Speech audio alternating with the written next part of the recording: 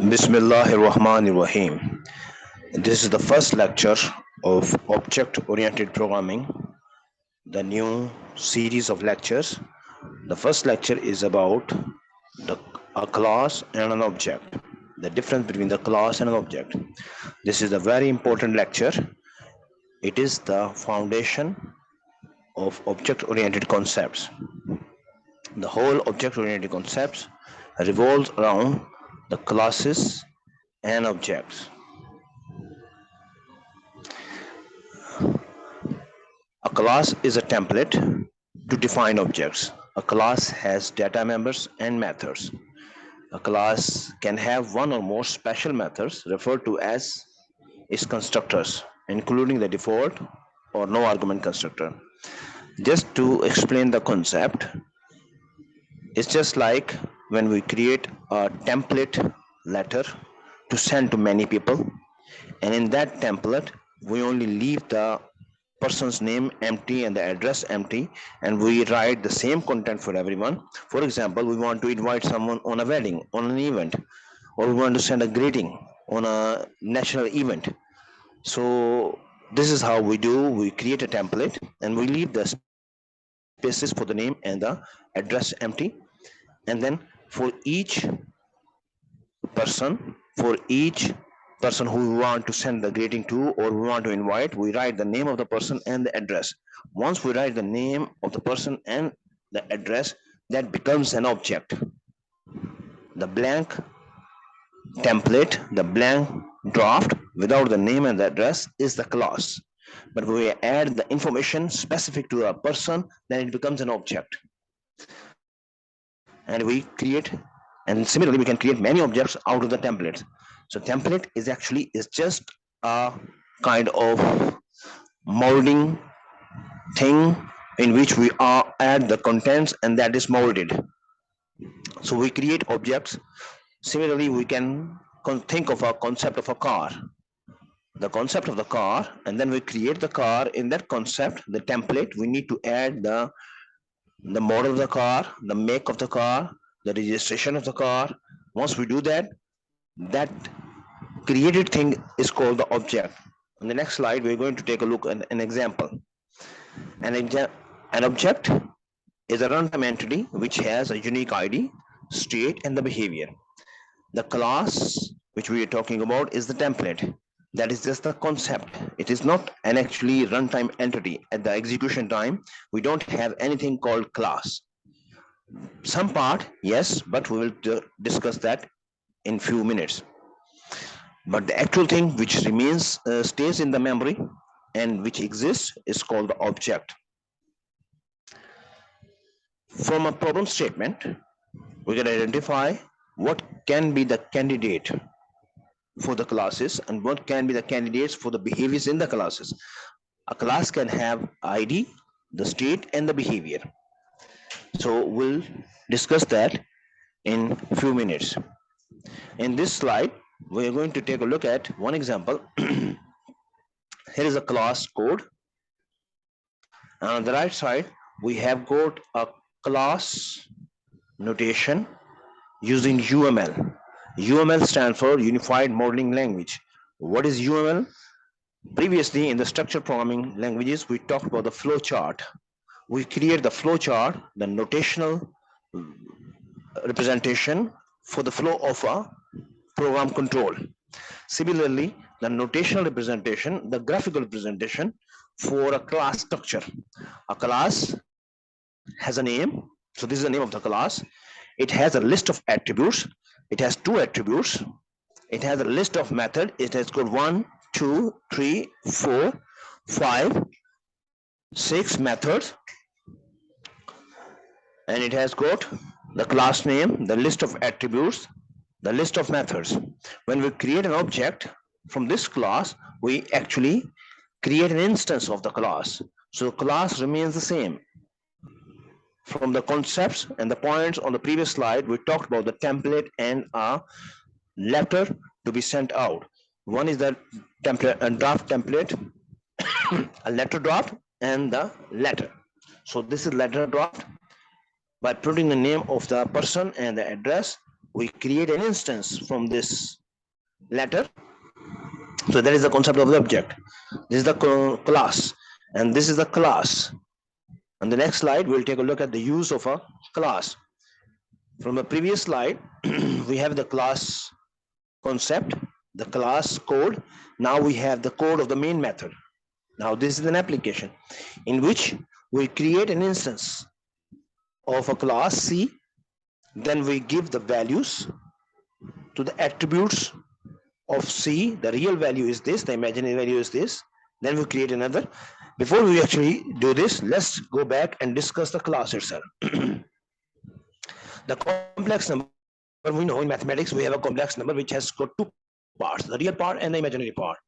When we add two complex numbers, the real parts of the two numbers get added to make the new numbers real part, and then the imaginary parts of the two numbers are added to make the new complex numbers imaginary part. So we have got two attributes. The attributes are private. It should not be public. Why? Because if we keep it public, it will give the free access to everyone to come to read and to write, and that will be against the concept we talked about in structure oriented programming, structure or procedure programming languages. The main method, the out of the main we have the global data. The global data everyone can access equally, read and write. Similarly, if we make them public, everyone can read and write freely. We don't want that, because doing this will not make us restrict the access to the data members, and the ownership will not be claimed. Right now, when we make it private, the ownership of these two data member is with the complex number. Now everyone can access the number through the defined get and set methods. These are also known as accessor methods. Get method to read purpose, set method to write purpose. Similarly, get and set. So for each data member, we've got a pair of methods. One is get method, one is set method. By this, we read to and write to and read from this variable. Similarly, we got set imaginary, and then we've got an addition method where we add the complex number. Add complex number. It accepts one input and it adds the past number with the existing number of this class. As you can see here, the actual number here, a dot set real, this part and this imaginary part are actually this real and this imaginary. This c dot get real is coming from this c dot get imaginary coming from this c. They get added, the real part get added and make the real part of the new complex number. Imaginary parts, they get added and make the imaginary part of the new complex number. So this is the explanation of our first class with two data members and 5 list of behaviors. Method members, data members are private, methods are all public, and then we use the complex number. In this, we create a complex number, we give the values to the complex number, we create another complex number, we give values to the second complex number, and then we add them together by calling the c dot adds complex number. So the c is added with d and the resultant is in e, and then we print the e's real number and imaginary number in mathematical form with a JS symbol. So this is the complex number, the output. So here is the first example of the class and creating an object from the class. When we create an object is always created with a new keyword. An object of a class is always created with a new keyword, except one example, exception. There's one exception to this. You remember the string? We talk about the string s is equal to, and then we can assign the value. For example, hello world, we assign this value to s. We don't use a new keyword here, but this is the only way of creating an object without new keyword, and that is only restricted with string. It cannot happen in It cannot happen anywhere else. String is a non-primitive type, as we remember from the previous lecture slides. Primitive types and non-primitive types. String is reference type.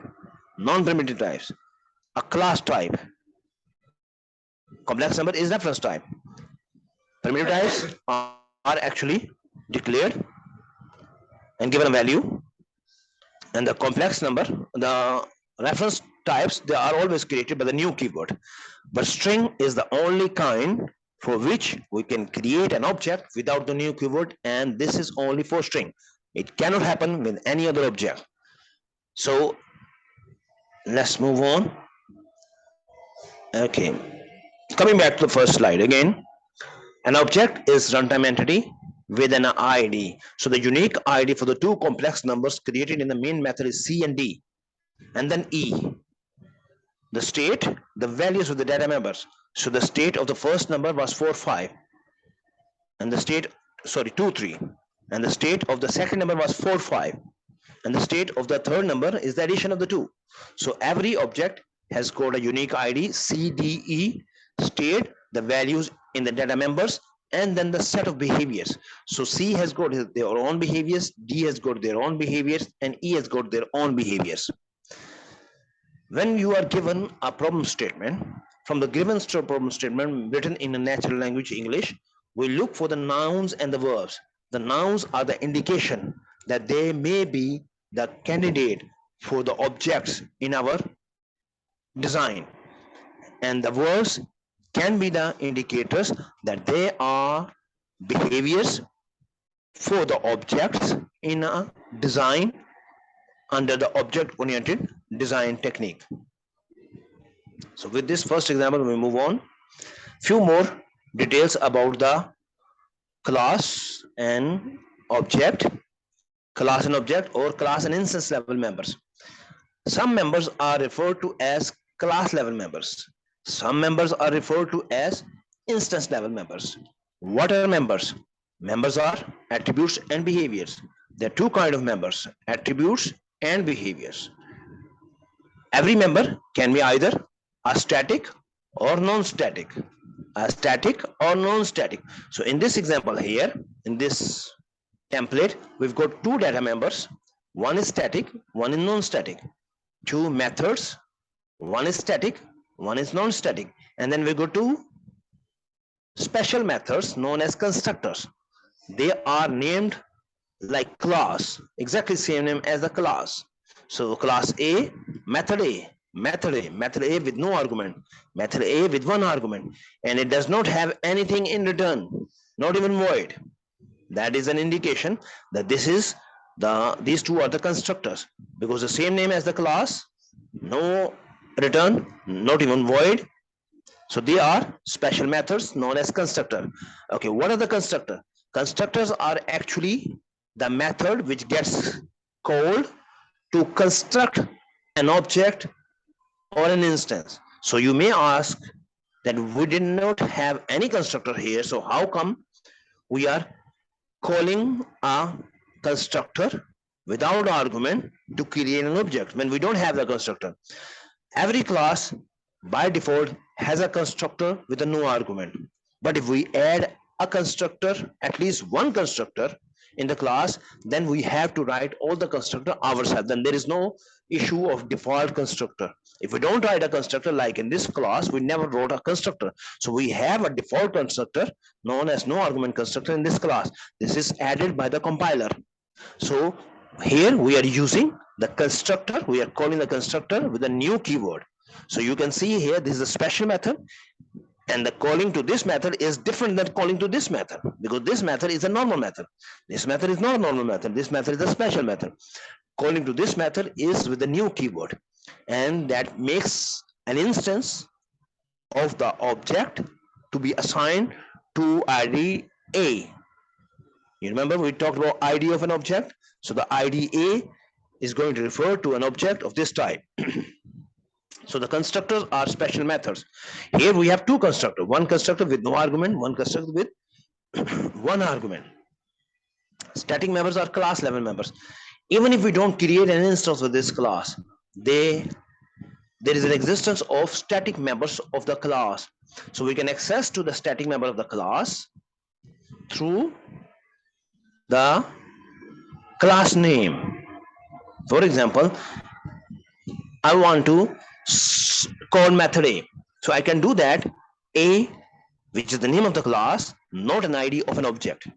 Name of the class dot method A. So this will help me access this method A. If you remember from the previous lecture slides, we've been calling GOptionPane show show message dialog. So this dot show message dialog is actually a static member. That's why we called it through the name of the class GOptionPane. We never created an instance of the GOptionPane by the new keyword. From the previous lectures, we've been using it and we've been working on it. So we never talked about it. The main method is also itself is a static method. So far, we never talked about this matter or this issue, but now we are going to touch upon this because this is necessary to understand the future concepts. Main method never gets called by any other method. Main method is called by the environment, and the environment does not create an instance of the class in which the main method. So the environment calls the static member of a class by the class itself, by the reference of the class itself. So that makes sense that an environment does not create an instance of the application. What is an application? A class with the main method does not make an instance of the application. It calls the main method, which is a static member, through the reference of the class, the application, without creating an instance. Okay, coming back here. So static members are class level members. It has two class level members. One is private, we can't access it. One is public. But even if no object is created, they too are still in existence because they are class level members. This is why non-static member, this method be non-static member, they are instance level members. So they only make sense when we create an instance. For example, here, if we try to call setReal without D, then it does not make any sense because setReal cannot be accessed directly or through the name of the class because it's a non-static member. It has to be called through the reference of an object. So non-static members are instance level member. Constructors are used to create instances. We've talked about this. Destructor is used to clean up before destroying an object. Here is a destructor. In object-oriented programming, there is a concept constructor and there is a concept destructor. In C, C++, in C++, which is object-oriented programming language, this is the responsibility of the programmer to call the destructor. The destructor job is to clean up. Constructor job is to allocate the memory for the members of an object created from a class. And the destructor is to clean up that memory. It is the responsibility of the programmer to create an object and to destroy the object in C++. But in Java, we don't have to destroy. As a programmer, the destruction of the object cannot be done, can be done automatically, and that can happen automatically. We don't have to do anything. But the destructor can be defined. Every destructor has got this format: protected, void, finalize. In every class, it has got this fixed format, signature. This is called the signature. Every method can have the fixed signature and can have different attributes, different behavior here. In this behavior, we make sure that we clean up before the actual object is destructed from the memory. So whenever the program is running and the processor is not too much busy in processing, then the garbage collector is called by the virtual machine automatically. We can also call it by ourselves by calling this system.gc. GC is for the garbage collector. We can call if we want to clear up the memory from the objects which we are not using anymore, we can make this statement anywhere in our program, and this statement will make the garbage collector come and collect all the unreferenced objects from the memory and clear the memory. Otherwise, it will be done automatically by virtual machine. Another thing this keyword. This keyword is a special keyword which can be used to access the instance level variable. For example, here in this particular instance, we are passing an argument y. By passing this y, it is actually creating a confusion with this y. So when we say y is equal to y, then this will create a confusion that which y is going to be assigned to which y. So to clear that confusion, we can put this dot y. By putting this keyword dot y means the instance level member of y, instance level member y of this class. So this y, this dot y is actually this y, and this y is actually this y. So this is used to refer to the instance level member. So for example, if we are calling a method b somewhere, so we can also do that this dot method b, we can call through this reference. But if we call this as a method itself, what does that mean? It means no argument constructors. By writing this line, we are actually calling this constructor here. So this without any dot and attribute can actually mean the constructor.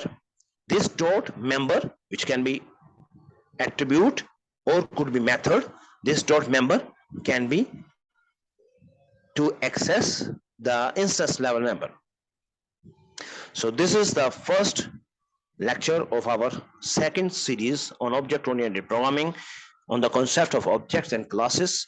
This is the key, the core of the object-oriented programming, because the whole object-oriented programming concepts are actually built on the understanding of the class and object. I hope things are clear.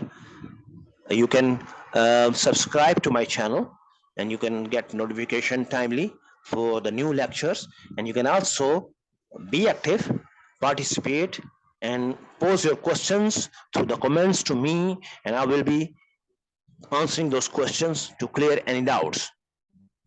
Until next time, take care.